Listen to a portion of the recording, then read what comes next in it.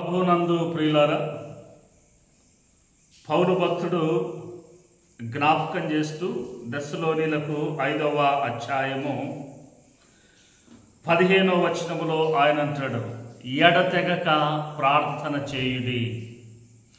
ఎడతెగక ప్రార్థన చేయుడి. ఎందుకనంటే ప్రార్థన సమస్త సమస్యలన్నిటిని కూడా పరిష్కారము చేస్తుంది. ప్రార్థనే నీకు నాకు మనందరికీ జవాబును తీసుకుని వస్తుంది. ప్రార్థనే మన జీవితాన్ని నడిపిస్తూ ఉంది.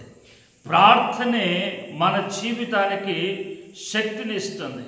ప్రార్థనే మన జీవితాలకు కావలసిన ఆయువును అనుగ్రహిస్తూ ఉంది. అందుకే పౌలు అన్నాడు, ఎడతెగక మీరు ప్రార్థన చేయండి. ప్రియులారా, యేసు ప్రభుల వారు కూడా రాత్రికాలం అంతా ప్రార్థన చేసి ఉదయకాలము పరిచర్య చేసేవాడు. ఉదయకాలము పరిచర్య చేస్తూ ఉండగా రాత్రికాలములో చేసినటువంటి ప్రార్థన ఉదయము ఆయనను శక్తితో నింపినట్లుగా అనేక అద్భుతములు, అనేక సూచక క్రియలు, అనేకులు ఆయన వెనకాల వచ్చి బాగుపడినట్లుగా, అనేకులకు ఉన్నటువంటి సమస్యలన్నీ తొలగిపోయినట్లుగా మనము చూడగలుగుతూ ఉన్నాం. కారణం ఏంటంటే ప్రభుల వారు రాత్రి ప్రార్థన చేశాడు, పగలు పరిచర్య చేశాడు. పరిచర్యలో ఎంతో శక్తిని ఆయన చూపిస్తున్నాడు.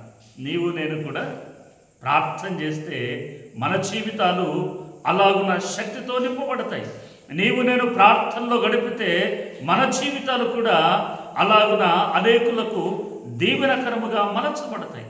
కనుక నీవు నేను ప్రార్థన చేయుటలో ఎడతెగక ఉండాలని ప్రభు పేర జ్ఞాపకం చేస్తూ దేవుడు మనలను అలాగున నడిపించును గాక.